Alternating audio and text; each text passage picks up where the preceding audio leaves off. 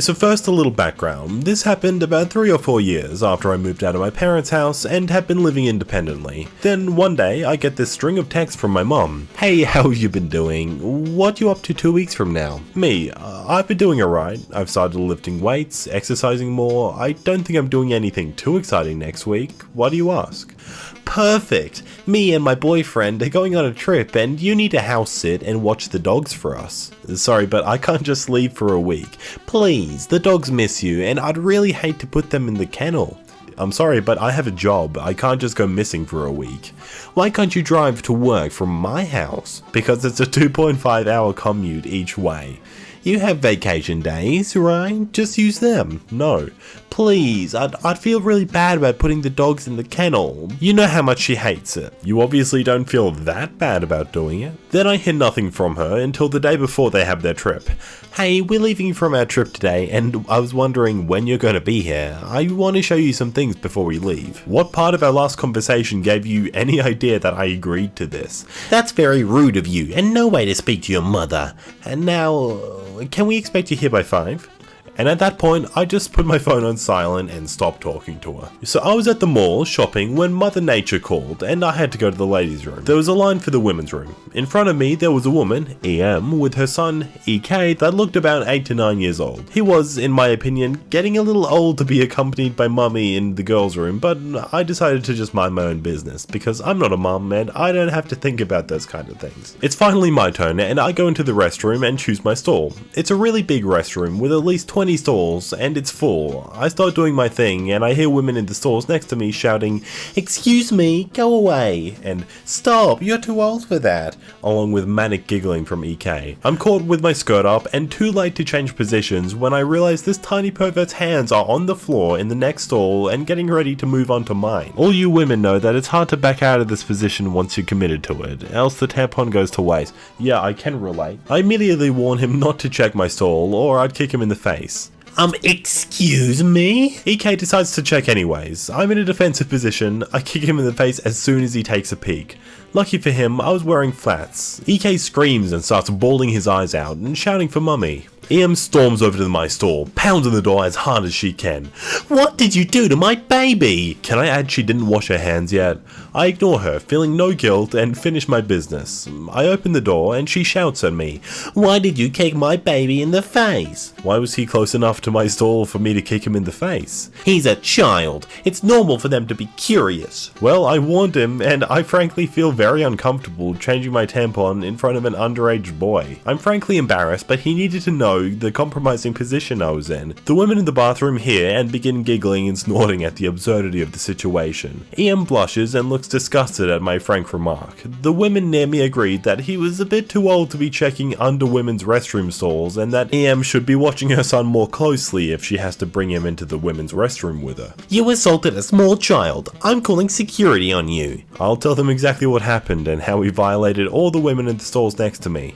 EM leaves, but I guess she felt outnumbered because she didn't call security. Instead, she stormed out of the mall, dragging EmKay by the wrist whilst muttering under her breath. The people who read my last post and actually bothered to read the comments already have a bit of context about some stuff, but for those of you who don't, I do swim team and my girlfriend does band. She also has anxiety, which means she doesn't do well with confrontations. On with the story. I was finishing up swim practice with my team while my girlfriend waited in the stands after doing some band stuff. Once I finished, I got out of the water and being too lazy to change, I just went, got my bag and met with my girlfriend so I could drive her home. Now because I didn't change, this meant I was shirtless and wet, so I began chasing my girlfriend around trying to splash her. Of course, with my luck, I ran into some random mum and her kid, looks about 11, heading towards the junior high. I immediately apologized for running into her and then tried to get running off after my girlfriend, who was at this point at my car. When I felt her hand clamped around my wrist, holding me back, I immediately stared, confused at her, thinking she maybe got me confused with her son, but no, she's staring right at me with the most Karen glare you can think of. That's a good way to put it. A Karen glare. Ma'am, could you let my wrist go? I asked. Politely, I didn't want this to turn into another incident like last time. No, I'm not gonna let you go and kidnap that girl. What?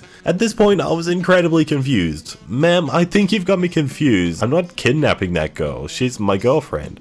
Bullcrap! At this point, I realized this might take a while, and I signaled to my girlfriend to just get in the car, tossing her my backpack and hoodie to put in the back seat. And then Karen, of course, takes this out of context and starts screeching about how I should be ashamed of myself. I caught you in the act, and so many other things that my brain just overloaded. By now, I just wanted this crazy lady to let me go home. But she wanted to keep yelling at me. I tried to pull away, but then she pulled out the rope accusation and I'd had enough.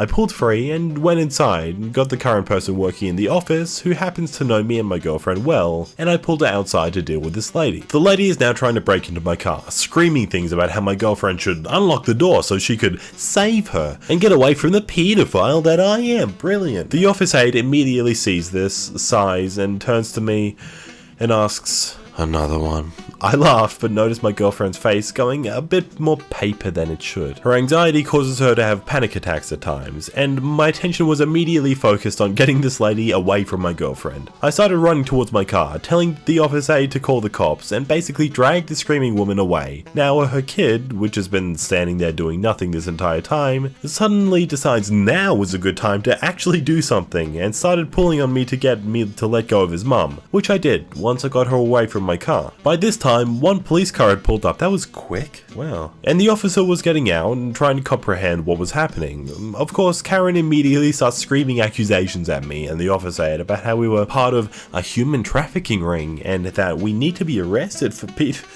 What? The officer, though extremely confused, gets her to shut up and asks who called 911. The office aide raised her hand and the officer looks to me and asks who I was. I walked over to my car, reached into the now rolled down window and grabbed my student ID from my backpack. And now judging from the scratches on my back the EM had put there, she was probably going to try and play it off as self-defense, but now that I could prove that I was in the right, she tried slowly to back up to her car. The police officer saw this of course and asked her to stay. My girlfriend was now out of the car in hopes of trying to de-escalate the situation so that we could just go home, and the officer saw her and asked who she was. When she said she was my girlfriend and we were going home from my swim practice, the officer walked over to the EM and said, "Ma'am, judging by the multiple scratches on that boy's car and his back, I can arrest you and fine you for assault on a minor and property destruction, or you can give me the reason why you attacked them."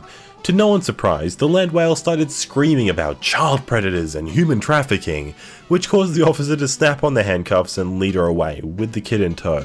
I thanked the office aide for her help, and got into my car with my girlfriend and drove off home. I got her some fries from a Whataburger to make up for the incident. We thankfully never saw the mum again that day, and learned she planned to leave the town after getting released. This was 10 years ago, so I don't remember it very well, but my mum and my nana have told me the same story many times. And for the key, mum equals my mum, never would have guessed. Nana equals my grandmother, again, never what? I didn't. Me equals me, okay, you're blowing my mind here, dude. EM equals entitled mom, EK equals entitled kid. Okay, moving on. So for my birthday in 2009, my mum decided to take me to Oklahoma to meet some of her family. We went by plane as it would be quick and we would land there by my birthday. On this plane, my mum paid about $15 more to have seats with TV screens on the back of the seat in front of you so I wouldn't be scared about being on a plane. Now this was a couple months after the movie Coraline came out, and it was arguably still my favourite movie, so it was on the movie list and my mum let me watch it. I put on the headphones provided so as to not disturb any more passengers. A little while had gone by and it was starting to get to the point where it was a little bit scarier. I could hear through the headphones but not very well, and all I know is I heard a girl screaming. Coincidentally, it was one of the scary parts of the movie. I flinched at the scream, being pretty young, and paused the movie and pushed my headphones off my ears. I don't remember the exact conversation, but my mum said it went something like this. EK, still screaming. Entitled mother, "It's okay darling, it's alright." "You!" turns to my mum. "How dare you put on such a scary movie for your child? It's scaring poor EK. Turn it off. Now." Now the EK was older than me. I was 4 at the time and the girl was about 8 or 9 according to my mum. I shouldn't have to cater to other passengers. I paid a bit extra for these seats and I want my child to enjoy it. If your kid is scared, she doesn't have to watch. She's bored. Just because we aren't rich like you. $15? I mean, like, that's hardly the biggest class division, isn't it? She's bored. Just because we aren't rich like you doesn't mean she has to be bored the whole time. Now turn it to a more kid-friendly movie so EK can watch, or I'll get the pilot. Miss, these seats were only $15 extra. If you didn't want your kid to be bored, you should have paid. Get the pilot, but we're not changing the movie. Son, you can keep watching. So being young and not really understanding, I put my headphones on, but could still hear the muffled argument going on. Anyway, apparently EM presses the service button and yelled at the flight attendant to see the pilot. Now, since the pilot obviously had control of the plane, the co-pilot came to the woman. What seems to be the problem, miss? Those horrible women won't change their child's movie to something less scary so my little EK can watch. They paid extra for those seats, unfortunately, so they don't have to do anything beside what they want to. Mummy, I didn't like that movie. I know, darling. Mummy's handling it. Well, EK is bored. Can we have an upgrade at least? I'll see what I can do. Now, my mum was pissed that this woman might be getting a free upgrade, besides being a terrible person, but because my mum is respectful, she didn't say anything. The CP came back and started talking to the woman. There are 3 seats in first class with TV screens and complimentary drinks. Is this good? EM, already standing up. Yes, that is wonderful. Thank you. Okay, turns to my mum. Would you and your other 2 guests like to be moved? Us? Yes, we'd like to give you an upgrade for having to deal with rude behavior. So a little context first. I'm a gay guy and I'm adopting a kid with my boyfriend. A kind of similar story was made on the TV show What Would You Do when two gay guys were adopting a kid from another girl and someone said they should not adopt their kid to 2 gay guys. We were adopting a kid that's 7 months old. The biological parents are in an economic crisis, so they couldn't afford having a kid. We were in an adoption center and we were first in line and we're getting served, and I think we were writing some kind of contract when EM and EK entered and saw that 2 guys were at the counter and they freaking exploded for no freaking reason. Okay, so EM equals entitles, mum, brilliant. EK, entitled kid. BF equals the cutest guy in the whole world, my boyfriend, okay. And ACE equals adoption center worker, okay. Excuse me? Well, why are you 2 guys getting served before us? Because they're first in line. But they're gay. Are you talking about us? No, the other people first in line who are also gay. What did you think? Yes, who the frick did you think? Yeah, exactly, lady. Yeah, I'm on her side. And what's wrong with being gay? It's not like it affects you or anything. It's a freaking sin. Isn't it a sin to swear? And it isn't good to do it, especially behind your kid. Shut the frick up. Why don't you just have your own kids? Yeah, good one, my darling. Ma'am, swearing by kids isn't a good idea, and I'm sorry, but you have to leave. No! May I give you a new contract? It's a map to the exit. She left and was told to never return again. That's probably the fakest one I've read so far. Right, for this next one, a bit of backstory. This happened today, and the circumstances of its occurrence should have screamed that something was going to happen. My wife and I are students at the university in the town which we live, and we have a house from which we commute to school every day. Today, however, my car happened to be in the shop for routine maintenance, and my older sister was borrowing my truck to pick up her kids from their dad. Lastly, my wife is currently in the last stages of pregnancy, by which I mean no sexy time because I'm afraid something might grab onto me. Which meant that walking or biking, like we sometimes do on nice days, was out of the question, and that left us with our final option, the bus. Luck was on our side too. In fact, there was a bus stop only a couple blocks away from our house, so we didn't have to walk too far. The bus came within a few minutes of us waiting, so before long we found ourselves seated and moving. Now typically when we head off to our classes, she brings her 3DS with her to play while she waits for her next class. It's an original model 3DS that I got for her on our second Christmas together. She's always taken very good care of it, and today she brought Ocarina of Time to play, and she was fighting one of the bosses as young Link. And that is when the villain of our story enters the scene. The bus driver brought the bus to a stop and the door swung open to give entry to a woman probably in her mid to late 30s and her kid, a boy probably 7, 8, maybe 9 at the most. The bus isn't crowded, but nonetheless, as we're closer to the front, the mum decides to sit down with us. The kid sits between my wife and his mum, and occasionally we catch him staring at the game my wife is playing. After a little while, she smiles and positions herself so that we can watch a bit better, and then a little later hands it over and lets him start playing. For his credit, the kid was actually really nice, very polite and not at all entitled, which made me feel even sorrier for him when all was said and done. Our stop finally arrived, and as he saw me stand up and held my wife up, the kid closed the 3DS and made to hand it back to us. My wife thanked him and reached out to take it, but then his mum snatched it right out of her kid's hands. The ensuing conversation went somewhat closely to what follows.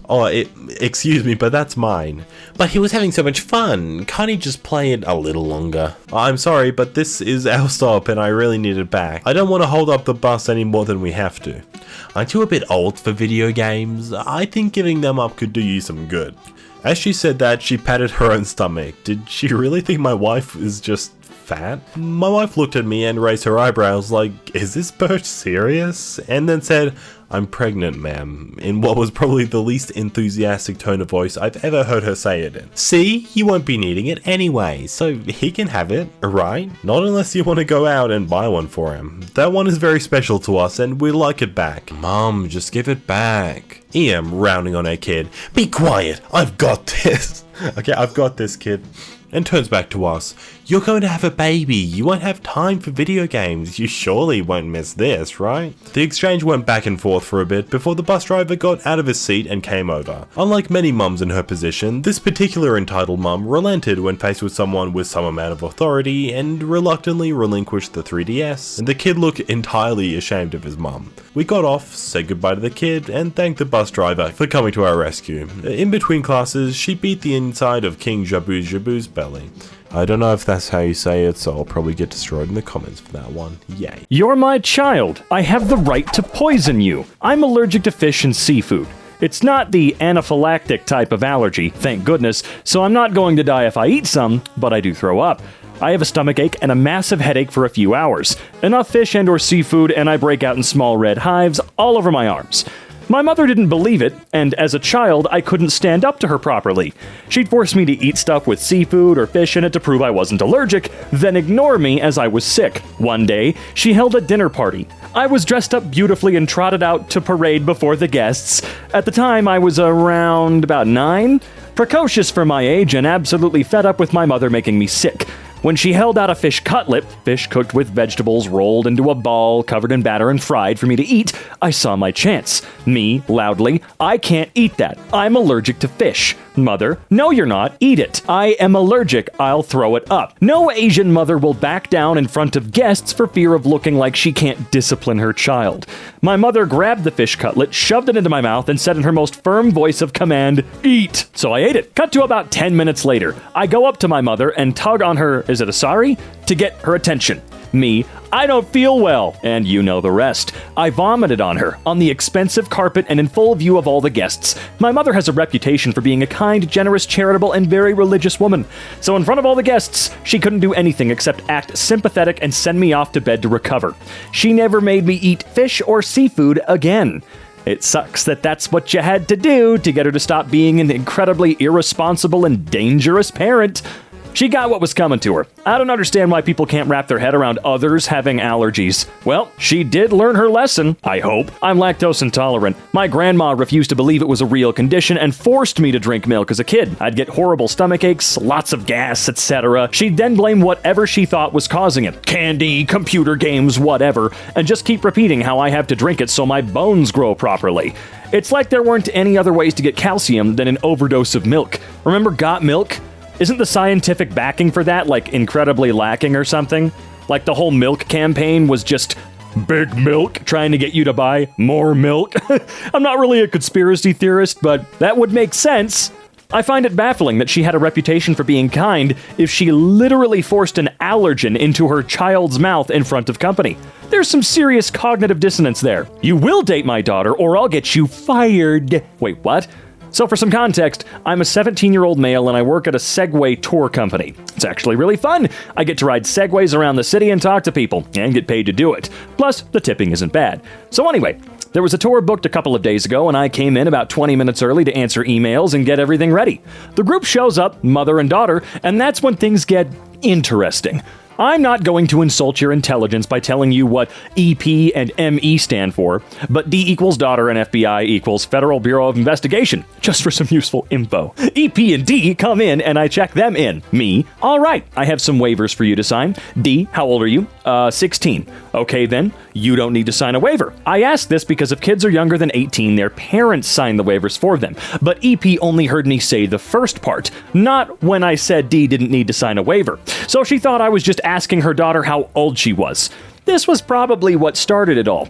We go on the tour, and while I'm giving my spiel, EP keeps interrupting me to tell me stuff about D and find if we're compatible. Me. And so this non-profit organization opened in... Are you in college? No, I'm a junior in high school. I'm usually pretty free with info about myself on tours because it helps keep people relaxed and initiates conversations during lulls in the tour. Plus it helps with tipping.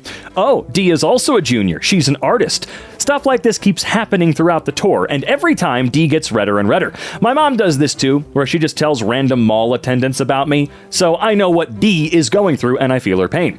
At the end of the tour, I tell the two of them that they have 15 minutes to go around the town and then they can meet me back at the Segway place. I get back and start getting things set up for their return. They roll in, pardon the pun, and I take their Segways to start charging them. So what do you think of my daughter? Pardon me, what? I saw you checking her out during the tour. Are you going to ask her out? Mom, stop. Me, ma'am, I just recently got out of a relationship and I'm not really looking for anything right now. What? Huh? Is my daughter not good enough for you?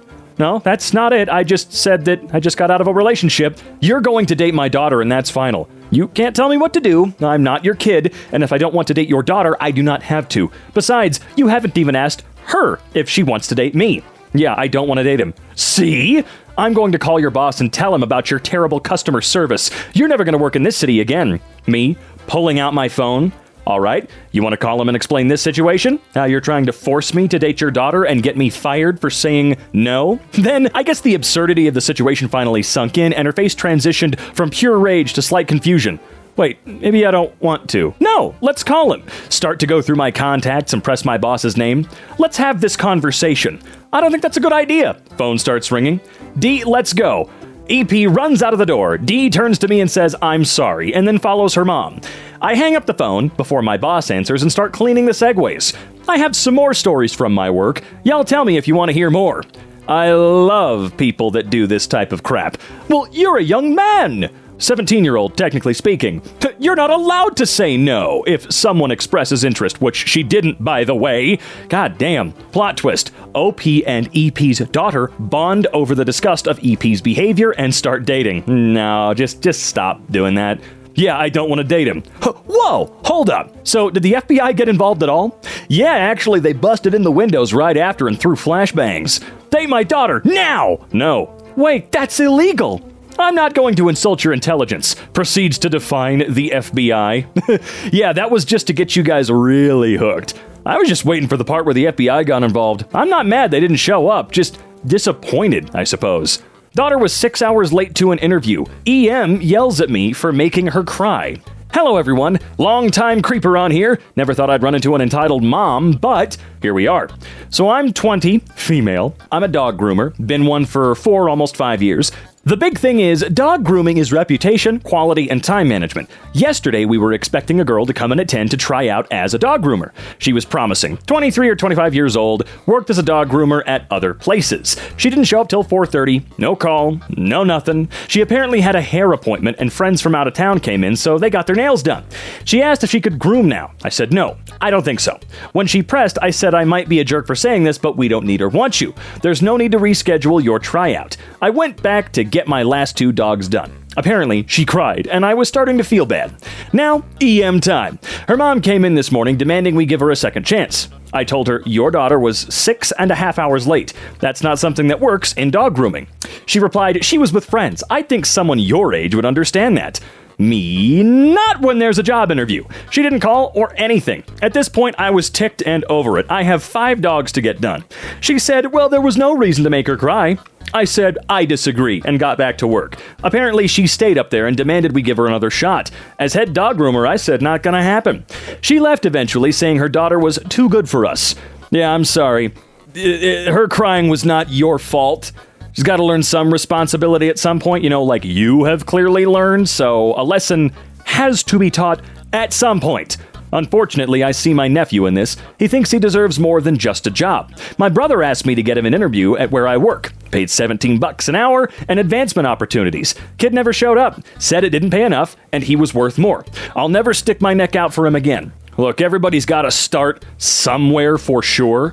17 is not a bad starting point. You know, if you're really young, you still get the chance to live at home and stuff like that. But we as a collective definitely should be earning more than that. No, it's not enough for the average person, I'd say. But for that kid, probably. Yeah, my mom would be so embarrassed if I was 6 hours late to an interview and complained about it. And I'm in my 30s. No way she'd defend my dumb ass. What a moron. And she was late because she got her hair and nails done? Car accident made her late? Sure, I might give her another chance. Hair and nails? She clearly can't be to take on the responsibility of a job. Oh, of course not. Funny, as a child from another time, my mother, upon hearing this, would have said to me, well, that's what happens when you don't take a job interview seriously. Next time, be on time. It's not even a generational thing there. That's just a normal person. My mom would have said the same thing to me if I was that stupid. Entitled Mom thinks her family's rules apply to everyone. I've been reading this sub for a while and never thought I'd have something to post, but here I am. Last week I was traveling for work. It had been a long 2 days of meetings and I was exhausted. I had just arrived at the airport from my evening cross-country flight home when I got the dreaded text from the airline saying my flight was delayed 2 hours due to mechanical problems. I decided to pass the time by getting something to eat. I found an airport restaurant and sat down to order. I ordered my food, pulled out the phone from my bag to catch up on emails and browse the web while waiting for my food to arrive. While I was waiting, a family with a mom, dad, and a little girl about 5 years old, and a middle school-aged looking boy sat at a table near me. I didn't pay them much attention as I was looking at emails on my phone. But then I hear the little girl exclaim in a rather loud voice, "Look, Mom, that lady's on her phone at the table." I then hear the mother reply, "Yes, she shouldn't be doing that. It is rude to have a phone at the table." I glance over and the mother says to me, "We have a rule that no phones are allowed at the table." My first reaction was to say something snarky as exhaustion was definitely getting to the better of me. But then I thought better of it and decided to be polite. I looked at the little girl and said, "We have the same rule in my family, but since I'm here alone, I'm not being rude to anyone by looking at my phone now." At this point, the son looks like he wants to crawl under the table from embarrassment, and the dad's just trying to hand the mom a menu, and she says, "It's okay, let's just order." I think that would be the end of it, but no! The mom says, "Obviously you have a family, so you know how important it is to follow rules. I'd appreciate it if you would put away your phone," in a tone that a parent would use on a petulant teen. The little girl chimes in and says, "Yeah, you have to put your phone away. My brother can't have his phone at the table, so you can't either." I look at the little girl and say in as sweet a tone as I can muster, "Well, the great thing about being a grown-up is that I can do whatever I want. So now I'm going to keep looking at my phone," and turn back to my email. The mother sighs loudly. The teen looks even more embarrassed, and the dad, again, tries to get the mom to just order and leave me alone. The mom calls the waiter over and asks to be reseated. He grudgingly moves them to a different table. My food arrives, and I eat in peace, enjoying browsing Reddit. Edit to add here. Thanks so much to the kind people. Well, of course, what a great story. I've had my kids say similar things while out and about, and I'm the one who doesn't want to start an interaction with someone at another table. So usually I'll say something like, "Different people do different things," or, "Well, they're an adult, so they get to do things you can't," and try to avoid making eye contact with the person in question. Then there are times when someone's breaking more social rules, like when we've been waiting in line for something for a half an hour and the kids are frustrated and some jerk cuts toward the front and the kids are like, "Look, that person just went right up, why can't we?" And of course they're kids, so they say it loudly enough where half the other people in line can hear and turn to look.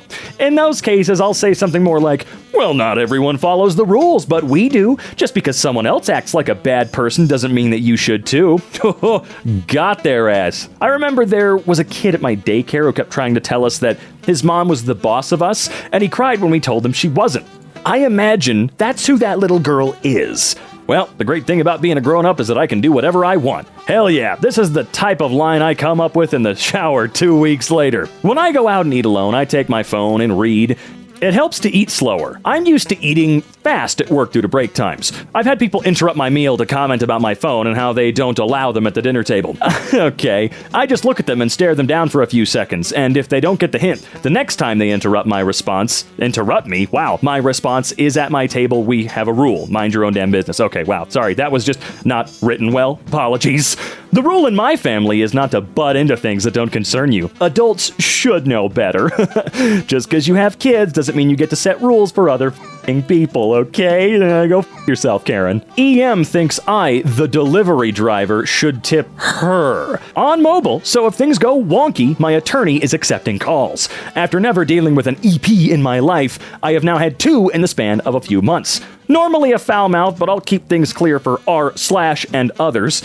Wait a minute, excuse me? For who? No one's being that nice to us over here at EmKay.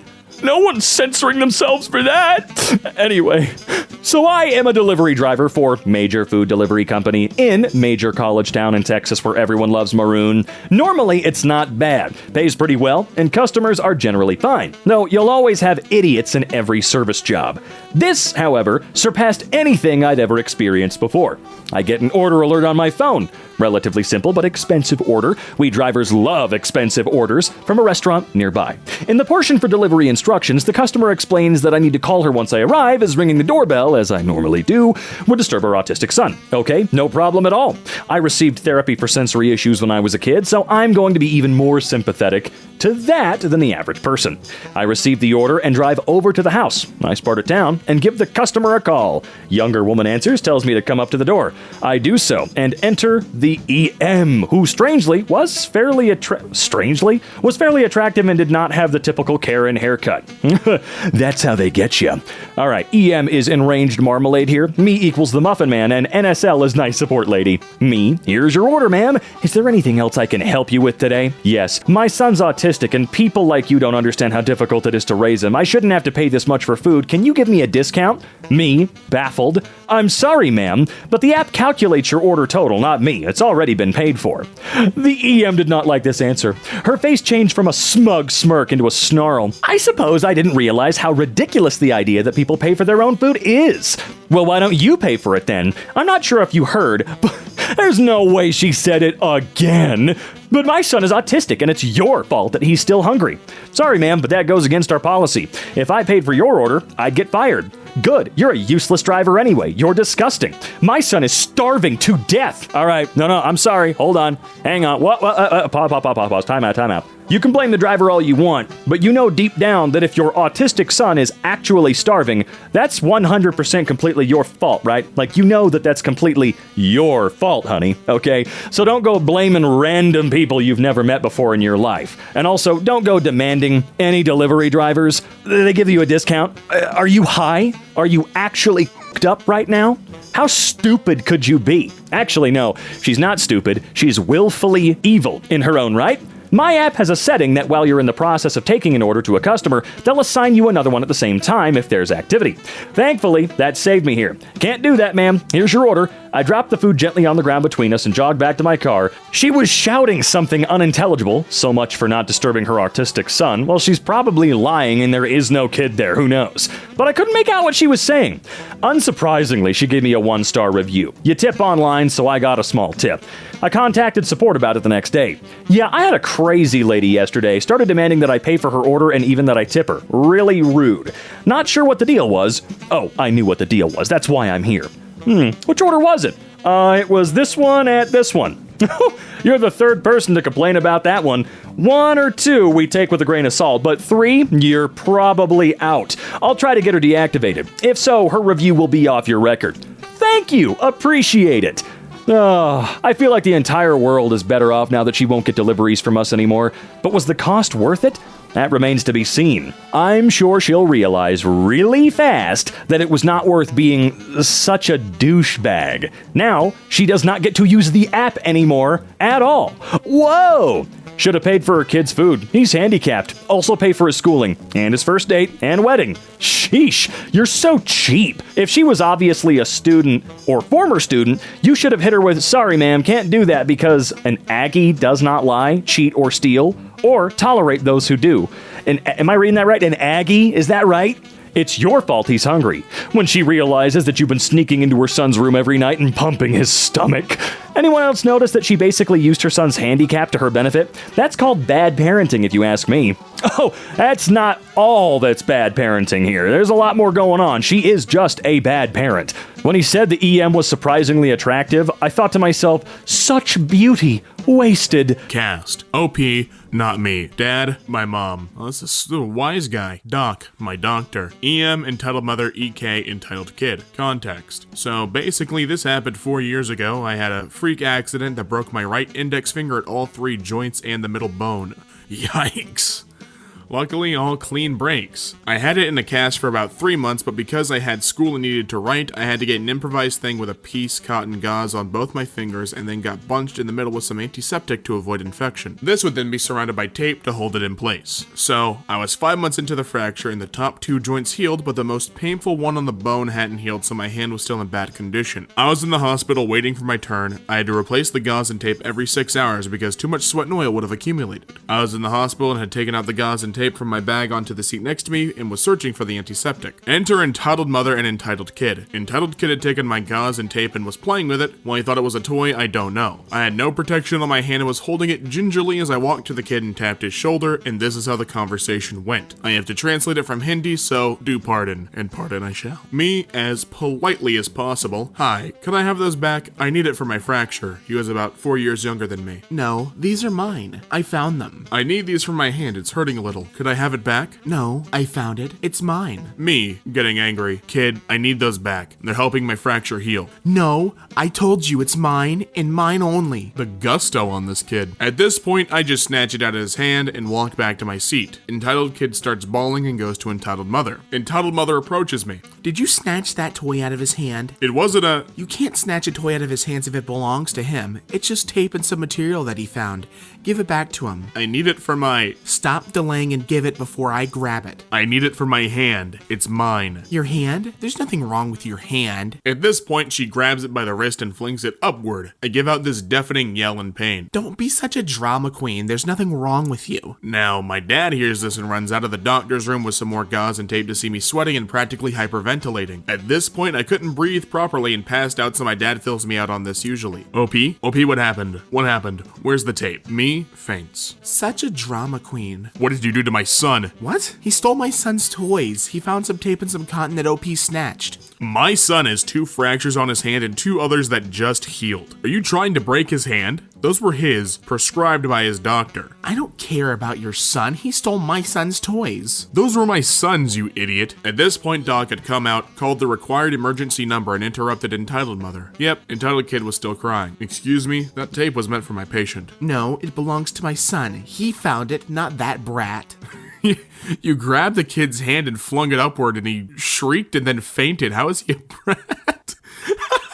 I know your son just fainted after I jerked his broken hand upward, but he's a brat and these are my son's toys. The conversation continued for a little more, and then the hospital security came and escorted her out of the building. My dad was given the choice to press charges, which he did. I don't actually know what happened to her. I woke up 2 hours later with new gauze, tape, and antiseptic on my hand. Let me start by saying I'm 36W, and it's very obvious I'm pregnant. I'm huge, massive, uncomfortable, tired, and grumpy. I'm currently at my local chain coffee shop, sitting now with my effing cup of coffee that had to be remade, because some random grandmother decided that, as I'm pregnant, I shouldn't be allowed to have caffeine. Full story. I've ordered the coffee, just a grande cold brew, nothing crazy, and I'm standing at the end of a counter waiting. The barista calls my name and drink order, and I go to take it. You can't have that. I didn't know she was talking to me, so I continue to reach for my cup. You can't have that, you're pregnant. It's 1 cup, it's fine. No, you can't have it, you're not allowed. Takes cup from my hand and drops it full into the trash next to the counter. You cannot be serious. It's fine. My doctor even says it's fine. I looked at the barista, who was just standing there, mouth agape. She lets me know she'll make me another. Please, leave me alone. I'm tired and want my coffee. I get 1 cup a day. This is it. Please go away. The grandmother is banshee screaming at this point. No, you can't have it. You're pregnant. It'll make you have the baby now. You can't do it. I won't let my daughter do it either, but she drinks it anyway, and if I can't save her, I'll save you instead. I don't think she breathed during this at all. Oh, how convenient. Neither did I. Also, what? Save me? Me. Looking around for help because I'm not good at confrontation and she's making me panic. Please stop. Looking at barista, pleading for help with my every thought. I'll just take that directly when you're done. Barista hands me my cup directly, and this insane woman goes to take it from me again. She is gun-ho. She does not want this girl to drink any coffee. Straight soldier. So I yelled for her to stop trying to come near me. I literally, loudly, and now even have a bit of a shake from doing it, shouted, "Please leave me alone. You're making me uncomfortable and I don't want you this close." She stopped, did this fish mouth gaping thing and went, "Ugh, fine," and left. The barista gave me a drink coupon and apologized for the stress, but goodness, how could someone think that's okay? I don't think we can even call that an entitled parent story. I think that's like, just people are jerks. works. I don't know, there was no entitled kid involved, there was not really an entitled parent involved. I don't know what that really was, man. Can't call that an entitled parent story, but was a good read nonetheless. Context. So on a cruise, you get your room key card called a sign and sail card that is your room key and has your dining time and dining room stated on it. There are also 2 different rooms for dining on our ship, the Crazy Grass and the Raccoon dining rooms. Not real names. There are also 2 dining times, 6 o'clock and 8:15. This will be important later. So, now the story begins. We were dining at the Raccoon at 6 o'clock at table 315. At 6:05, the entitled parents and their kids show up. Here are the names. ED is entitled dad. AW is annoying waiter. GFWDST is great family with dining spot taken. CD is cruise director. I'm not in the story, just a bystander. Come on, kids, let's go to our table. Can I see your sign and sale card to make sure you're at the right table? Okay. Sorry, you have the 8:15 dining time at the Crazy Grass at table 315. Nobody else is here, and it's first come, first serve, right? No, another family is sitting there this cruise. At that time, GFWDST shows up. Excuse me, ED, this is our table. We were here first, so now this is our table. ED, if you do not give the table to GFWDST who reserved it, I will have to get the CD to escort you off the ship. Then get him. Okay, be back in a few minutes. AW then goes to get CD. AW, back about 5 minutes later. Here's the CD. This is your last chance. Will you leave to let GFWDST have the reserved dining time? No. That's just so confident, dude. I love that. I love this entitled dad. He just, nuh-uh, come with me, ED. What? You will be escorted off the boat at Catalina Island with all your stuff. Well, that was crazy. Sorry about that. We will make sure nobody sees them again. It's a really cryptic and vague thing to say. It's like a murder mystery. Oh, don't worry, GFWDST. We'll make sure nobody sees that entitled parent ever again. The GFWDST was a really great family, and ED and his family got what they deserved, and were never seen again. So, this is my second story. Little background, I'm an Iraqi war vet and I believe in teaching the women and girls in my life to defend themselves with impunity. So at the very young age of 4, I've been teaching my child to defend herself. Story time. I'm at work one day and I get this call from my daughter's school. I go outside to answer the phone and the convo goes like this. Cast. Me, Terminator. P, Principal. Hello, Terminator. I need you to come pick up baby Terminator. Can I ask what this is about? Yes, your child has been in a fight and needs to leave the school premise. What do you mean she's been in a fight? What happened? I mean, she wouldn't just pick a fight. Well, from what we can tell, entitled kid was running up behind her and grabbing her butt. She apparently warned him to stop, and when he wouldn't, knocked him out cold. So, I'm confused. What's happening to the boy then? Well, your daughter seems to be the aggressor, and we need her to leave, and she is going to be suspended. Pause time here. So, entitled kid runs up and grabs the butt of the girl. Keep in mind, these kids are like 4. The boy's hit and run butt grabbing, and he's not the aggressor. The daughter is. But the daughter is trained in kick your ass Kwon-Do and knocks him out cold. I mean, it's a fair trade, but alright, principal, your rules, I guess. Now, my child at the time lived with my ex-wife, and I had heard from the ex that my kid was having an issue with this boy for a while now, and I knew my daughter had gone through many times telling on him to no resolve. I also knew that he had been told many times by teachers to stop, and hadn't. Wait, so nothing is gonna happen to the boy who had been sexually assaulting my daughter for X amount of time? Well, Mr. Terminator, she did strike him once and knocked him out. She needs to learn violence is not the answer. She needed to bring it up to the attention of a teacher. Okay, so what I am hearing is your school is saying it's okay to sexually assault a girl and that the girl in question needs to just be a victim of assault over and over again or be punished. Is that about the gist of it? It's not a good look, Mr. Principal. Now I hear silence as the principal mulls over what I have just said. I can tell they're trying to justify this weak TBS. I compose myself. So here's what's gonna happen next. You can either punish both or punish none of them, because I promise you the last thing you want is me and my dress A's and TV reporters showing up and blasting your whole school over this. Now I can understand that her punching this brat is unacceptable, but I will not take, and neither will she, is him not being punished as well. Do I make myself clear? Silence on the principal's end. Also, why are you calling me and not our mother? Well, Mr. Terminator, she told us to call you. You listen to me and listen good. I swear to you and God I will not put up with this. I demand a meeting with you, her teacher, and this boy's family. If I can't make it, my ex-wife will. If this isn't resolved to my liking, I will bring a holy hell upon this whole stick house you've built. Do you understand me? Yes, sir. just piss running down his leg, dude. Yes, sir. I understand.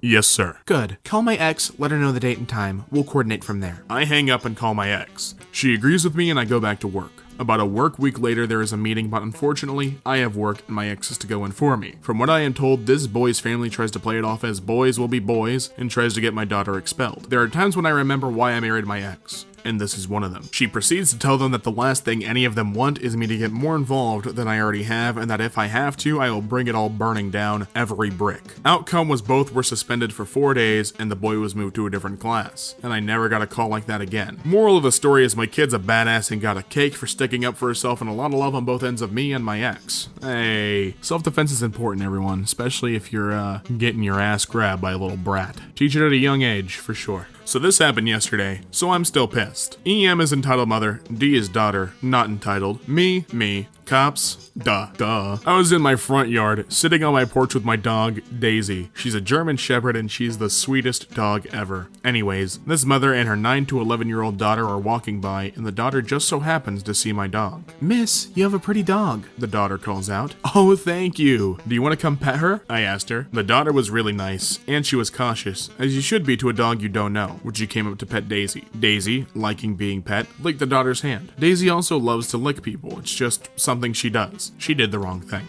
Entitled mother grabbed her daughter and shoved her off the porch and grabbed Daisy's neck. Yo, what? She was shaking Daisy and squeezing her neck. It was a sight nobody would want to see. Is this mother throttling Daisy's neck? What the hell? What? That's a hella overreaction, ma'am. The daughter was screaming at her mom and I was trying to get entitled mother off my dog. She finally let go and she grabbed her phone out of her pocket and called the police, saying my dog attacked her daughter and I assaulted her. Ma'am, you were strangling my dog? I was trying to get you to stop, I explained to the lady with no hope. Then she starts to scream at me, you assaulted me, you assaulted me, you assaulted me. It's like a chant. Say that 3 times and you get put on Reddit. The cops show up in about 5 to 10 more minutes and a cop tries to calm the lady down and another one talks to me. I explained what happened and the cops couldn't see any bites on the daughter, so they knew what the mother was saying was BS. They loaded the daughter, bless her, and her mother into the police car, no cuffs. I have no clue what happened to them. The only one I would be concerned about is the daughter. I knew that was really short and not that exciting, but it really pissed me off. I don't think it has to be exciting to be a good story. I mean, you literally had that entitled mother go up and choke the hell out of your dog because it licked her daughter. It was just a gentle, happy dog got Bart Simpsoned by this Homer lady. Christ. Hey, it's me again. Hi. Hello.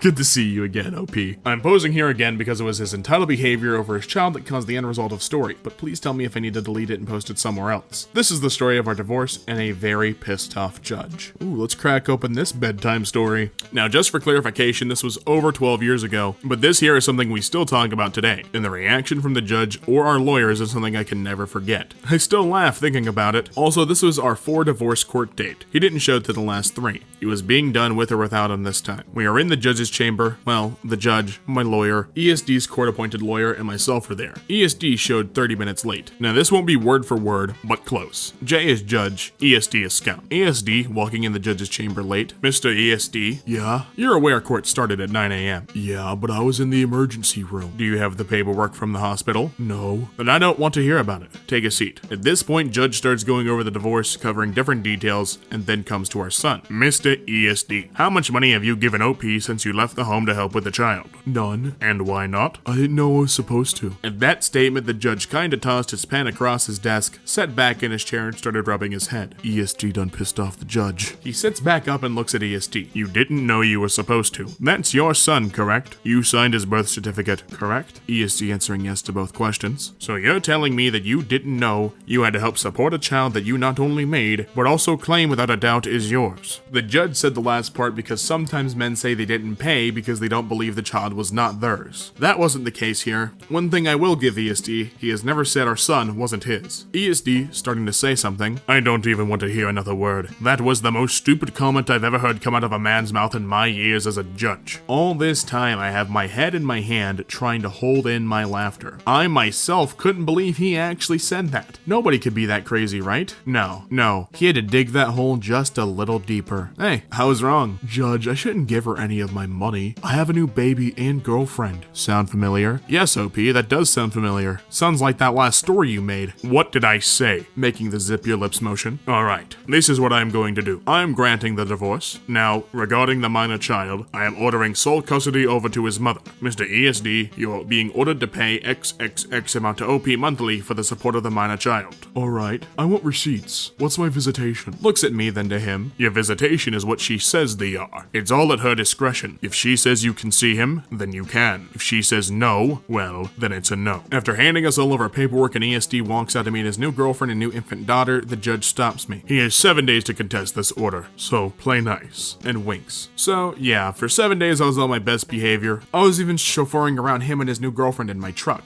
just so he wouldn't try to contest that ruling. It's been over 12 years now and it's still all the same. We may never see a fraction of what he owes in child support, but the young man my son is growing into makes everything I went through with ESD and his family worth it, and knowing he is who he is, all because of me, is just cherry on top. Also, never piss off the judge. This happened about 20 minutes ago. Me and my granddad needed to post some packages for some people on eBay. When we got to the post office, we had seen the queue wasn't managed that well, but it wasn't that long, 10 minutes, until we had got to the front. In the background, I heard this mother walk in with her daughter, looked around 7. Luckily for them, nobody was behind us in the queue. We'd got to the place where you weigh and hand your parcels over to be posted, and that's when this woman has said, Hurry up, fatty. I thought she was speaking to someone else, but she then marched up to me and gave me an evil look. Her daughter was super shy and asked her mom to get back in the queue. She didn't get back into her queue. Instead, she had pushed me into the counter and walked out of the store. Her daughter slowly followed her. I was asked if I was alright, and I said I was. It didn't really hurt.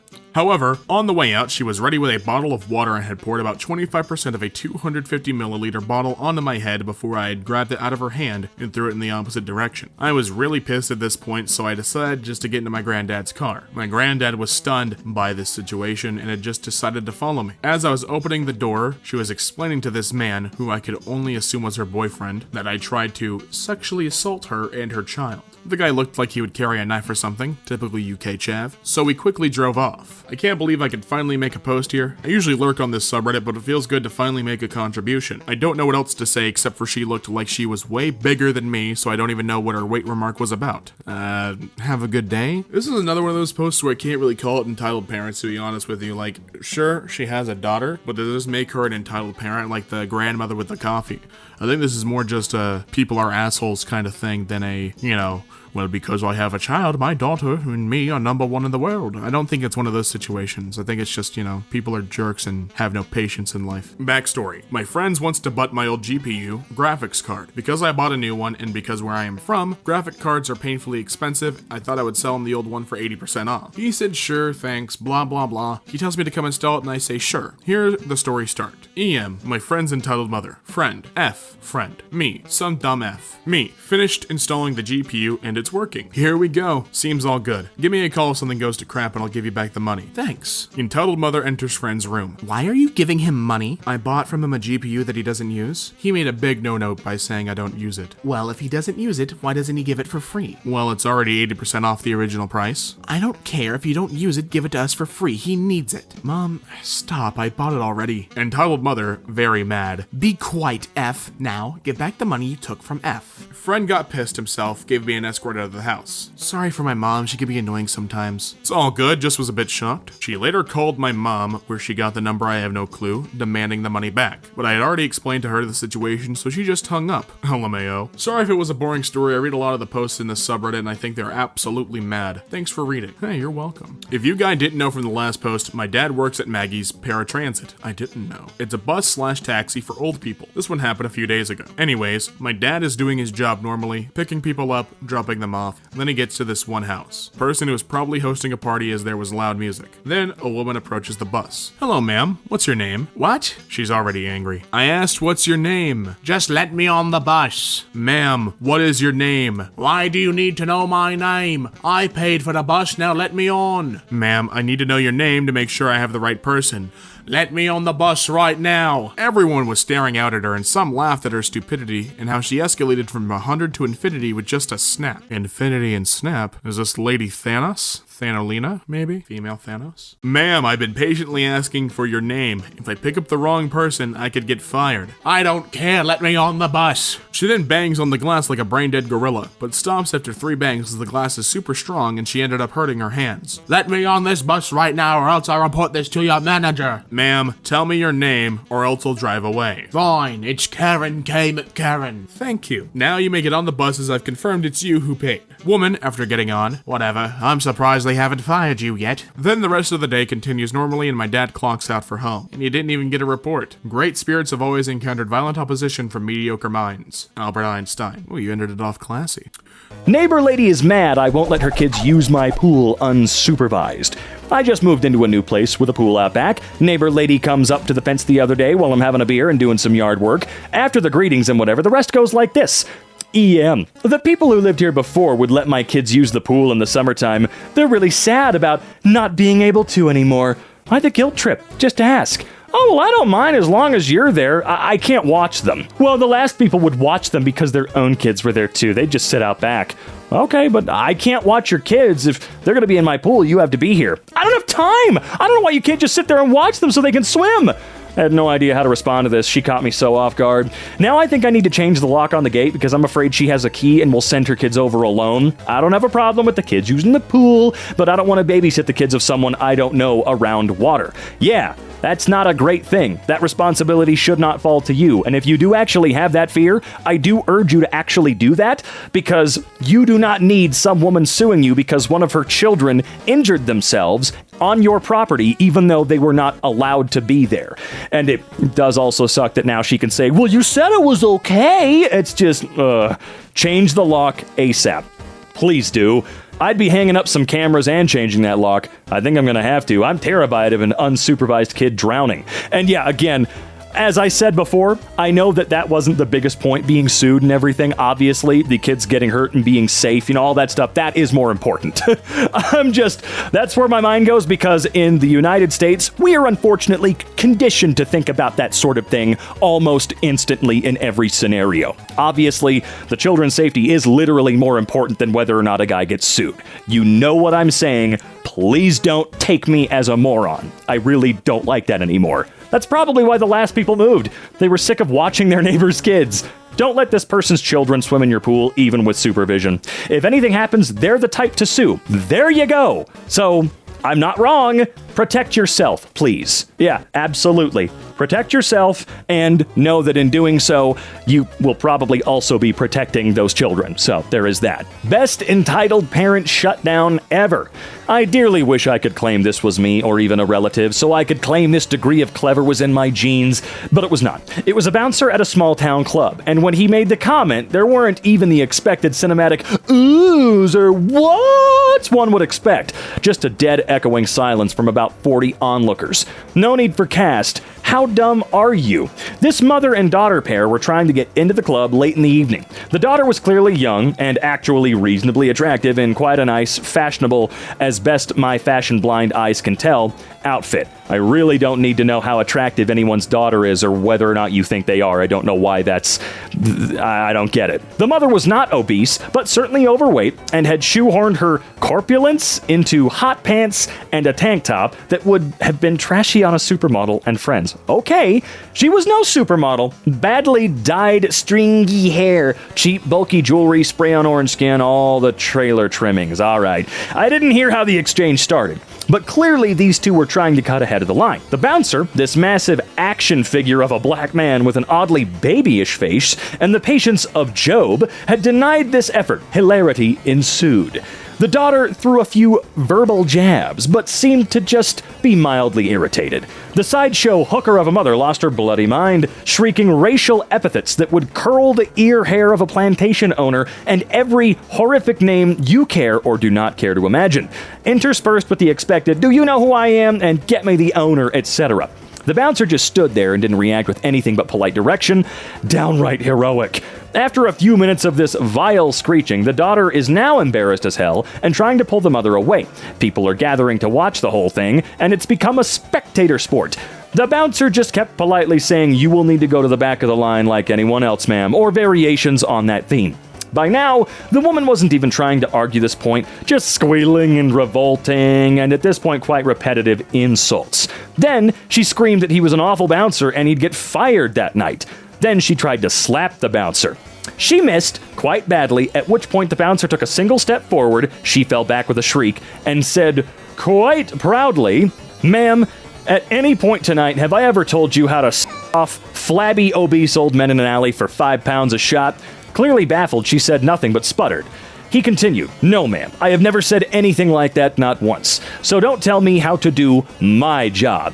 Dead silence. Like 40 people in the street, not a sound. She yelled a couple more things, then scuttled away with her daughter, dragging her by the arm. It's been over a decade, but I still want to go find that bouncer and buy him a drink. I really hate jobs where you're allowed to take racial slurs and threats of physical violence and threats of your job. I don't know why, I don't care, but if anybody anywhere ever came in and says anything like that to you, whether you're a server or working at a grocery store, you should be able to tell them to get the out and never come back. You are not welcome in this place anymore, you stinky little. And those exact words too. We should have a script, print it out. That's the thing you're allowed to say to anybody who does that, okay? And then when you get off work, you can go kick their ass. I don't come to your job and kick the out of your mouth is another way I've heard this one. Someone needs to get that man an award, a drink, then another Karen for him to slay. She wasn't a Karen. That was a Laverne of Crystal. A what? A Laverne or Crystal, not of. That sounded more like a title. Shrieking racial epithets that would curl the ear hair of a plantation owner. Possibly the best short description I have ever read. I wish I could come up with such a fire roast on the spot like that fine legend. Oh, he was definitely thinking about it the entire time. My own entitled parents made me listen to 4 hours of online preachers in the effort to cure my gayness. Man, parents out there really trying to do that still, huh? So for context, I was outed as gender fluid, aromantic, asexual by my brother about 4 months ago. My parents didn't take it well, and they liked to pretend that nothing happened. Well, yesterday, my parents came to me and said, "It's time to cure your sin." I started to panic inside, but only replied, "Okay, which sin are you talking about?" They said, "Your homosexuality." FYI, being aro or ace isn't technically homosexuality, but they don't care to learn the difference. Well, crappy parents never would they? They led me to the computer and sat me down. They pulled up an online preacher and said, "You'll listen until you no longer feel gay." You know, I do believe you, but this is starting to feel about as on the nose as it possibly can. So I sat there, I listened to this guy's talk. It was about 25 minutes long. My parents came up to me and asked if I still felt gay. I responded that I can't really change how I feel, so they put on another one. This went on for 4 goddamn hours. They finally gave up, and I hope they never try again. TLDR, I'm LGBT, my parents don't like it. They tried to cure me, it didn't work, they kept trying for 4 hours. Oh my god. Well, time to make them listen to Doom themes for 24 hours. I admit I really don't understand gender fluidity and hadn't heard of aromantic. Regardless, what your parents did was terrible. You are who you are, and I'm sorry they haven't accepted that. This is when I would turn it around on them. Tell them you have no interest in men, because you don't, so you're not gay. Then say something like, "In fact, I'm way less of a sinner than both of you. I will never partake in the sinfulness that is sex. I will stay pure for Jesus and only Jesus. I, like the monks, will stay celibate like a good Christian." Bonus points if you immediately start singing some fitting psalm, if there are any, while holding both of your hands out, looking up and rolling your eyes back. Okay, that might be a little bit much, but something like that. If you do that, and they start talking about demon possession or something, you should answer that you're only possessed by your Lord and Savior Jesus Christ. You are a genius! Hell yeah! Holy moly, I'm so sorry this happened. I only hope things get better and they become more accepting. It's also a shame that your brother ousted you rather than you being able to do it yourself. Hope you're doing okay. I hope. Did it work? Checks queerness levels. Nope. Another session it is then. Entitled woman tries to get family evicted and it backfires. My boyfriend just told me this story and I thought it belonged here. When he was 14, he was living with his mom and sister on a housing estate. It was summer, and he liked a bit of light in his upstairs bedroom, so he left the curtains open at all times. That included when he was getting dressed and after having a shower. So, if you purposefully stared at his window, you could only see him from the waist up. Well, their neighbor did not like that one bit. She went pounding on their door, yelling at my mother-in-law that her son was a disgrace, hanging around always naked and exposing himself to her daughter, same age as him. My mother-in-law told her he had every right to do what he wanted in his bedroom, and that if they didn't want to see him, all they needed to do was not look. A couple of days went by, and lo and behold, the police showed up at their door. Turned out the neighbor had been filming and taking pictures of my boyfriend to show the housing people as evidence of his wrongdoing to get them kicked out. Except that the housing office called the police on her for taking pictures and videos of an underage kid and kicked her and her family out. Man, they did not think that one through, did they? Sometimes the perceived problem is more the problem of the perceiver than that of the perceived. Yeah, I had a similar problem. My fiancé was sick from work and decided to take a shower. The bathroom window is frosted, and he only had it slightly open, so if anybody wanted to look inside, it would require real effort. We had a kooky neighbor who would walk into our yard uninvited. She claimed that our lemon tree was public property and she can walk in to take whenever. So this day, she walked all around the back and peered through the bathroom window as my fiancé was stepping out. She then ran to the body corporate to complain that there was someone naked in the house. Luckily, our other neighbor is on the body corporate, and she asked his side. She was evicted shortly afterwards for trespassing on other people's property. Good. Perfect example of what happens when you don't stop and think of where your actions will lead. Oh, absolutely. Not many people like to actually think things through, like really, truly, thoroughly. Reminds me of a time some friends of ours were having problems with these blue hair old biddies. What? These ladies would sneak around the outside of their house, peeking in on windows, even through cracks in the drapes. Why, you asked? To see if they were playing cards. No good Baptist would ever play cards, and these biddies were going to catch them. Friends left that church. Good. Who knew teenage sleepovers were so dangerous? What the hell do you mean, who knew? My daughter had a friend over for a sleepover last weekend. They're both 13-year-old girls. It was all fairly standard stuff. Watch crappy movies, stay up too late, eat too much junk food, you know the drill. Both kids seemed to have a nice time, and the visiting kid was nice enough for someone else's teenage child, and I really didn't think too much more about it. Until the friend's mother called me Sunday night, absolutely outraged over what I had done while her child was in my care. Was it allowing them to stay up too late? Was it the junk food? Was it the choice of film I allowed them to watch? No, my crime was far worse than that. Imagine the mother's horror when she discovered that I had allowed her child to, wait for it, drink tap water. Turns out only bottled water is acceptable for her family. Now, I know some places there are issues with drinking water coming out of the tap. We live in an area with excellent tap water quality, so I was kind of baffled what the issue was. I told her, our tap water's fine, and your kid didn't say anything at the time. But oh no, that wasn't good enough. You see, tap water has toxins in it. It's not safe, and her family only drinks bottled water, and she is frankly shocked and disturbed that her child was associating with the child of such an awful, awful parent, and that I could rest assured she would be calling CPS first thing Monday to have my child removed from such a harmful environment. Okay, whoa. That is not the type of threat to be made lightly.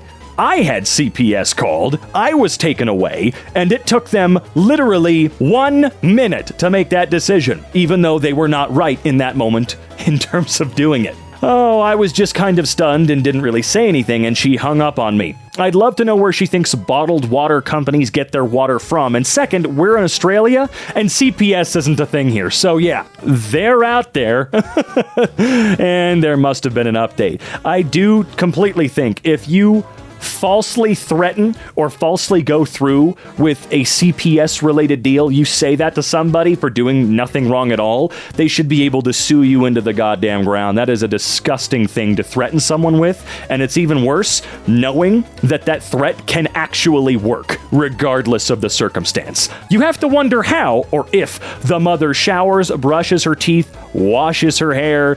You get what I'm saying? Worked in a bottled water plant. There are less regulations on bottled water than on city or tap water. The bottled water industry is a lie, duh, and making money from taking lake water or swamp water, making it clear, then selling it to you without proper filtration or treatment.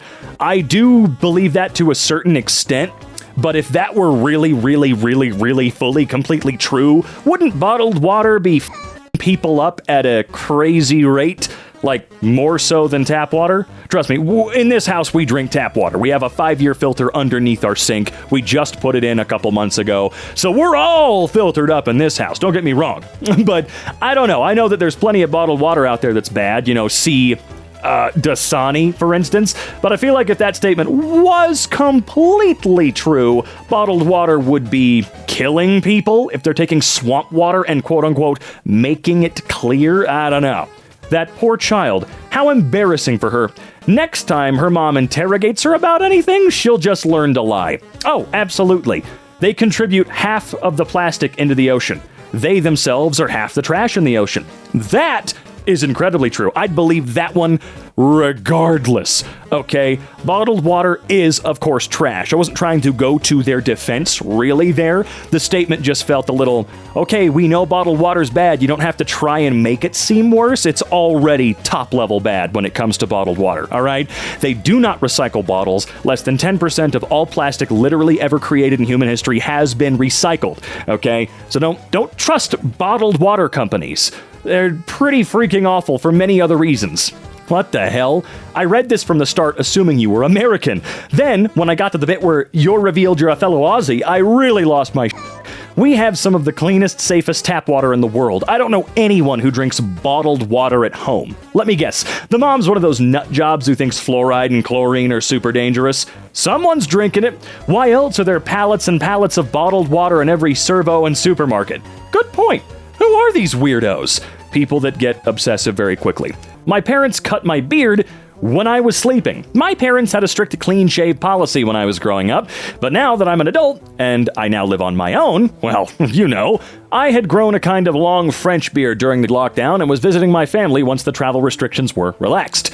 My parents are hardcore Islamophobes, and they were horrified seeing my Muslim beard. And they asked me to shave it because people might think I've converted to Islam and it's going to tarnish my family's reputation. I basically told them to f*** off and mind about their pubes rather than my beard. Today I was sleeping on the couch and my mom cut my beard off and now it's an ugly mess and I have no option but to shave it off, and I can't leave this place as I am under 14-day home quarantine as I travel from another state, and I feel they have won for now.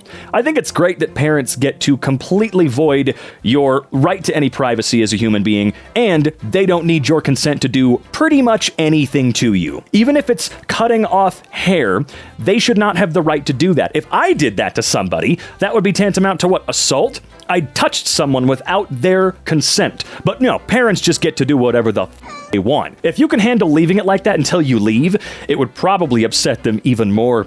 Petty revenge.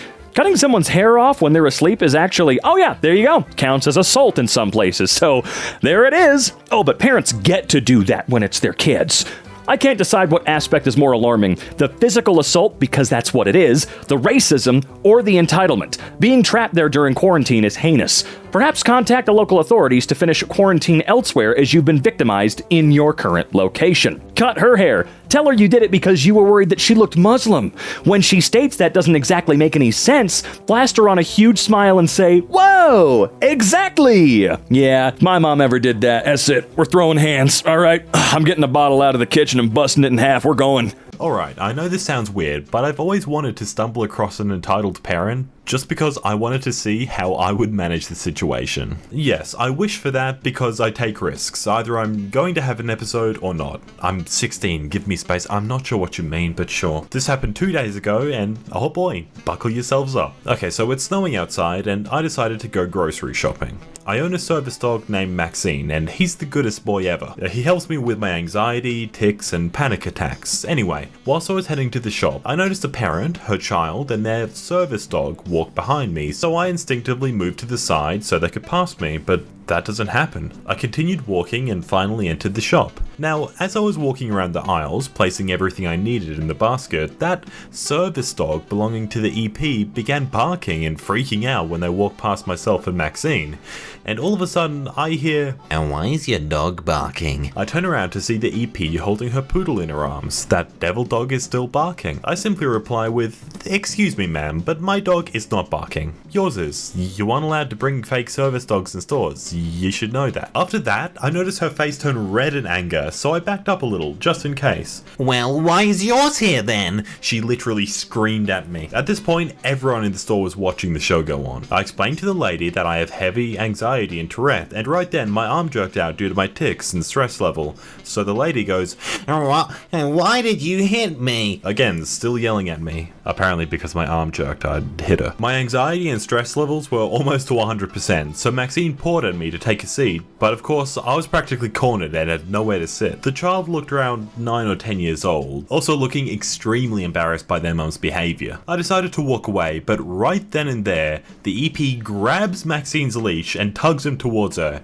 Give me your dog. I deserve him more than you do. You're treating him poorly, she yelled. I couldn't take it anymore, and I fell down to the floor, having an episode which mainly manifests in heavy tics, banging my head, biting myself, twitching, etc., shaking and fading in and out of reality. Just then, the EP proceeds to walk away with Maxine and her precious devil poodle, but thankfully the security rushed over, yanked Maxine out of her grasp, and called the police and the ambulance. When Maxine was free, he ran to me and climbed up on top of me to keep down and to keep me away from hurting myself. My baby boy sat with me until the ambulance came and took me to the hospital. Even then, in the hospital, he was curled up by the foot of the hospital bed. Needless to say, I don't wish to go through that again. For background, I'm a male college student, around 6 feet tall, and this happened a few weeks ago. So you know those claw machines that they have at the front of Walmarts? Well, apparently I'm really good at them. A lot of times I'll play them just for fun, and I usually give the prizes I win to random kids, with parents' permission of course. And so one day, I went and got a couple things from Walmart. I passed by the machine and saw there was a bunny plush just sitting on top. A perfect target. I had a few ones and decided to try. I won with my last dollar. With the prize, I wait for someone to give it to. Then comes in this entitled mum and her 2 kids, EK1 and EK2, both around 7 years old. The 2 kids glance over at me and their eyes light up. Bunny! It's a bunny. I want it. Can I have it, Mummy? I want it too. Seemingly calm, the woman walks up to me and says, "Hand that over." She doesn't ask, she orders me to hand it over. Now, normally I would just do so, but this woman had 2 kids, and I had the 1 plush. And this was a case where I wouldn't give to 2 kids. 1, if the parent gives it to 1 kid, the other wouldn't feel as loved, and 2, kids had a tendency to fight over the toys they had to share, oftentimes with plushies. Plus, I didn't like the attitude the woman approached me with, so I bluntly say, no. Then the woman's expression turned dark.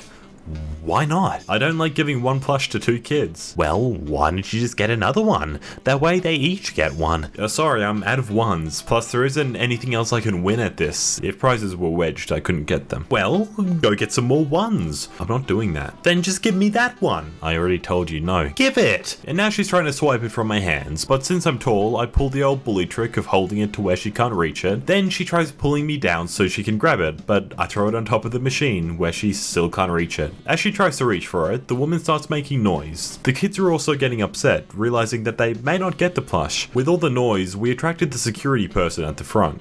What's going on here? The woman freezes for a moment, turns to the security person and says, "This man just stole my kid's toy and threw it up in the machine." I jump to defend myself. What? No, I didn't. He's lying. Look, my kids are crying. The kids apparently get the hint and start crying more. And now I do look very suspicious. It was winter and I was wearing a thick jacket with gloves and a hat, all black, so it didn't look good for me. The security person comes up and says, "Sir, return their toy and get out of the store." The woman had a very smug look on her face and I thought it was all over for me. Luckily, there was another worker over by the shopping carts who came up and said, "Hold on, I saw the whole thing. This woman tried to take away the toy the boy won from the machine. He just threw it up there to keep her from stealing it. Then she exploded." No!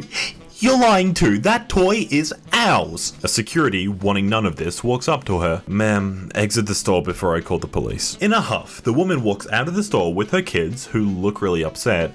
Minutes later, I give the plush to a girl about 5. Both her and her father were really polite. I wish this was the end of it, but oh no, it isn't. I'm just about to leave when I hear something outside. Hey! How did you get that? A kind young man in the store gave it to us. He gave it to you? My kids deserve it much more than yours does. At this point I can tell it's the entitled mum talking to the good dad I gave the prize to. Well, he gave it to us and my daughter really likes it. She doesn't deserve it. My kids are geniuses. Yours probably can't even count. So it's rightly ours. I'm about to go outside to try to resolve the conflict, but then I see the dad in front of his kid in the cart blocking the mum. Listen, I don't care how good your kids are, but the moment you talk bad about mine, you should just walk away. I'm not letting you get close to her. The entitled mother, in another rage, stomps off with her kids. I'm glad I made the right choice. Update, I just won these 2 lovelies. Hope I give them a good home. Hello, I'm from India. English isn't my first language, so apologies in advance for any mistakes. Sorry, this is going to be long. This incident happened about 8 years ago. It was my sister's birthday and a lot of my family members from my dad's side were invited. My dad's sister, who will be called EM henceforth, and her daughter, EC henceforth, were visiting us after a lot of years because they shifted to California, so EM wanted her daughter to be the center of attention since the moment they came in. EC was about 7 years old and everyone was quite taken with her because she spoke in an adorable accent. When it was the time for cutting the cake, EM wanted the EC to cut it, even though it was my sister's birthday.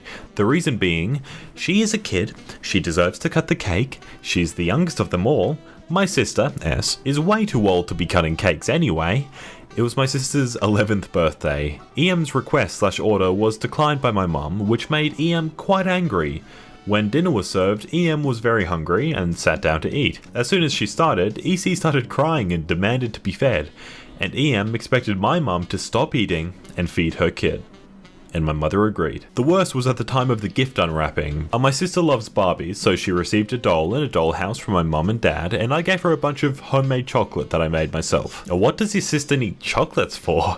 Come on, give them to EC, you're way too old for them. And my sister gave EC some of them, which EC proceeded to start eating right then. My sister went on to unwrap other presents, and was made to share a bunch of other stuff like sparkle pens, a set of crayons, etc. too, with EC. EC after some time started wailing that she needed more chocolate. EM literally shouting, "What? Why have you not given her the chocolates? Didn't I ask you to? Why are you being so mean? She's your cousin. She deserves them." My sister was almost in tears and gave her 3 more, and now only 5 chocolates remained, which she gave 1 of each to us, Mum, Dad, EM, and me. I saved mine to give to her later. EM noticed it and asked me to give it to EC since I obviously was not going to eat it. I didn't. When my sister got to unwrapping the dollhouse and the Barbie, EM actually pounced on the doll and started pulling it away from my sister.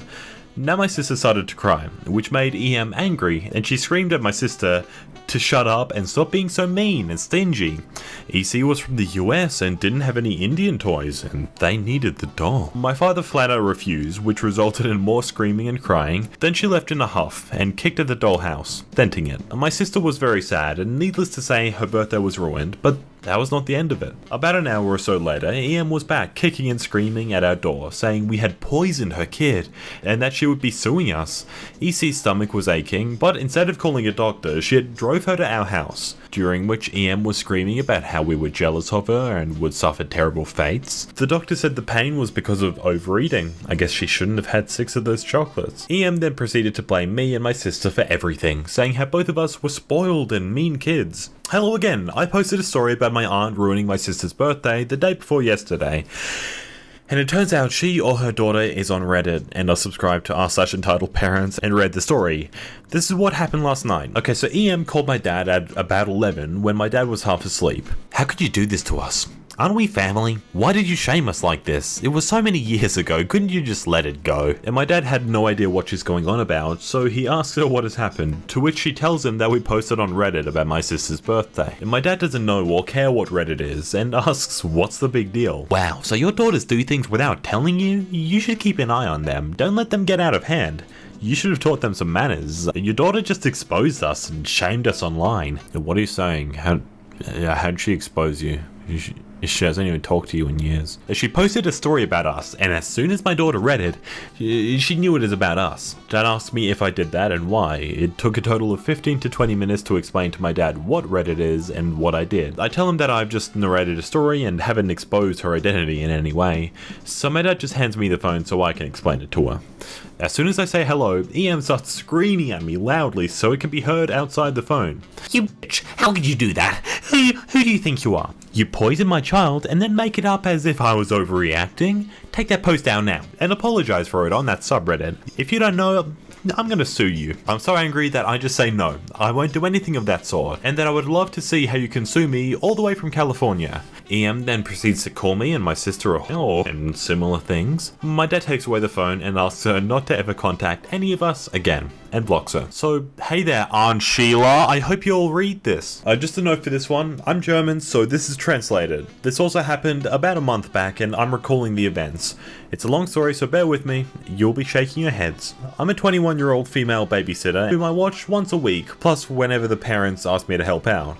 Mia is 8 now, and I started babysitting her when she was 4 months. Yes, I was 14 at the time. The family is great, and Mia is a really easy kid. We're like sisters. I never rose my rate, just to keep in mind that I've been working for €1.50, about $1.70, per hour for roughly 8 years, and could expect a $24 gift card for both my birthday and Christmas. I'm a babysitter for fun, not money, and I'm true to that. What I earn just about covers expenses. I have an actual job that's paying for my life, after all. When Mia's with me for an entire Saturday, we go on day trips. She loves shopping and sightseeing, so I mostly take her around to bigger cities. This is where this story starts. We're on the bus on an hour drive to the next bigger city. Taking the car meant stress for me, and I don't like driving, and the train was more expensive, though both would have been a 30 to 40 minute ride. Mia and I like to go by bus. This private bus company has perks. On this particular day, I paid $12 for a return ticket. Mia being under 10 years old went free. Plus they wait for you on the way back, but causing delays and resulting in fees. Anyway, we're on the bus, and as per usual, I bought my old Nintendo DSi for her to play with, and I can do whatever. If she plays happily, it's a win. Until this entitled mum and her 10-year-old boy came along. Did they take the seats right behind ours? No problem, right? Wrong. It doesn't take long for the boy to notice the console and the racing game that Mia was somewhat fixed on. Mum, I want to play. Well, go ahead. I thought he would get her attention and ask nicely. No, the boy jumps up from his seat, reaches over Mia's Mia's lean, what? And tries to snatch the game from above. He gets a hold of it for a moment, but the hand strap stops him. I made sure Mia's wrist was fine and the game not broken from the rough move, and then I turn around, stopping the boy from another attempt. Young man, that wasn't nice. He just wants to play. Let him play too. Teach your child to ask properly and I'll consider. Don't tell me how to parent, kid. Mom, I want that game. In a minute, sweetie. No, it's not yours. I'm asking you to leave us alone. I sit back down, hoping to have heard the end of it. Way wrong. Mia's seat shakes a few times. The boy is kicking her seat. She asks him to stop. He continues. I warned the mum I would tell the drivers. There are always two on the bus, just in case. He's bored. Give him the game and he'll stop. I immediately get up, help Mia change into another row, and then go to the front to explain the situation when I hear Mia yelling. Let go! I turn around. This boy has one hand on the game and the other pulling her hair. The entitled mother is smirking in satisfaction as the boy rips the hand sling off Mia and returns to his seat, holding the game. I immediately storm at him and grab it back without a word. He starts crying and screaming loudly. I don't care, it's 8 AM, this was supposed to be a happy girls' day out. Now I had Mia in tears and a bratty son with his entitled mum on my hands. You give that back right now. My son was playing it. Bus driver 2 came to our rescue, practically pushed the woman and her son into the last row, asking us to take seats up front to separate us as far as possible. Em was advised to use some common sense, that this was not her game and thus not hers to decide over. I didn't quite listen anymore, but heard something along the lines of, My son only wanted to try the game. Those girls were unfairly rude to him. I demand an apology. I hide my hand and give her the finger. Not that Em could see. Mia snickers. Whoops, my bad. Mia saw, but Mia was already smiling and starting the game again. Fast forward to the end of a successful shopping spree. We were signed up for the last bus back, the 7 PM departure, and 10 minutes early, I let Mia choose the seats as per usual, pretty much up front. There were 2 other couples already waiting, and a third arriving with us. All seemed fine until the driver, I noticed it was the same drivers again, announced we couldn't leave. 2 people were missing, but they would call them to either hurry the bus or decline their seats. It would just be a few more minutes. Or not, we had to wait for them. Company policy. 7:35 PM, my nightmare comes true. Em and son walk up on the bus, not hurrying at all, ice cream cones in hand, and with no messy food on the bus, they have to finish outside. Again, not hurrying in any way. 7:45, head count, we can finally drive back. Everyone on board is annoyed by the delay. Em and son probably took the seats in the other aisle, yet right behind us on purpose, but I wasn't going to say anything yet. Lesson learned, I hoped. Bus driver 2 was driving now. Driver 1 comes up to mum. Ma'am, sorry to bother you, but you caused a 45-minute delay, and according to our terms and conditions, the company will fine you for that. Fine me? What, for a few minutes? And no way. I was told there would be a ride home waiting for us, and that's it. I'm sorry, but you knew that beforehand. It's in our terms and conditions. No one told me that. You agreed to it, ma'am. The company will mail you everything. I need your ID, please. No, I'm afraid I'll have to involve police then. And he goes back to his seat. The boy shows up next to me. I want that game. I told you no this morning, it's still a no. Yeah, he pulls a sad face but goes back to his mum. It's semi-dark outside. Mia is lying over her seat and on my lap. Not that I cared, she was tired. I expected her to fall asleep while playing, and she did. Face buried in my jacket that she had folded like a pillow on my lap. I turned the game off, but with a sling on Mia's wrist, I can't pull it away. EM suddenly hovers above me. She's done playing. So? My son can play it now. No, he can't. It's my game. But come on, just give it to him. He wants it, and you're far too old for it anyway. I don't care, it's my game. I said no, so please leave me alone now. But what gives you the right? She's practically yelling. I'm worried that she might wake Mia, and I could end up with a cranky, tired child. I own it. Do me a favor and don't wake her. She's asleep. She doesn't need the game now. Ma'am, the game is tied to her wrist. I would have to wake her to get it. And anyway, I would be playing then, not your son. It's my game, and if I have to tell you again, I'll ask the drivers for help. You know I'll do it. Driver 1 turns around to us, giving her a stern look. I figured he was listening. EM and son moved a few rows back, and I thought she was defeated. Again, I was wrong. A few minutes later, I was occupied with my phone, texting back and forth with a friend. I wasn't paying attention to anything else, but watching Mia didn't fall off the seats whenever she moved. I didn't think much of the tiny hand on my leg at first, since Mia's left arm was somewhere around there. And then Mia shoots up with an eardrum-shattering scream. I nearly dropped my phone in shock. There is a boy right between my legs. He had crawled under our seats from behind to come up and probably try to snatch the game. That was his hand on my leg, and Mia had woken up with him staring right into her face from mere centimeters away. The driver was cool enough not to cause an accident due to the scream, but stopped the bus as soon as he could. Both drivers were furious. The boy was crying, EM screaming at Mia and I for making him cry, all while I'm just unable to grasp the situation for a moment, holding the shaking 8-year-old. A man from the other couples gets up and manages to somehow silence the situation entirely. This selfish girl scared my baby, she purposely screamed right into his face. Ma'am, why was your son underneath her seat? I want this girl off the bus now. Ma'am, please answer the question. Why wasn't your son seated? He is a good child. He can do whatever he wants. I want the game, mummy. You owe my child that game now. I ignored the insult. I had to calm Mia, trying not to explode in anger myself. I was so mad I just wanted to punch something. The boy tried to reach for the game again. I had it with him. Admittedly, I didn't want to push him away as hard as I did, and I know I shouldn't have pushed him back at all, but since he only fell against his mother, I couldn't have cared less. I got up, face bright red, taking deep breaths so as not to completely lose it. Okay, you listen here, kid. Don't you dare touch us or our game again. You hurt my baby. You better be glad he's underage, ma'am. Otherwise he would be facing charges right now. Multiple attempts to steal my game for starters, and the way he crawled up beneath us, I could probably make a sexual assault case out of that. Also, Child Protective Services would be very interested to learn you even encouraged your son. Yes, I could have done that with him underage, but let's be honest, he was probably the victim of this woman's miserable parental guidance, and I wasn't going to ruin his life more, though, then and there, even though I very much wanted to. And you have no right to talk to me like that. Your brat made my baby cry.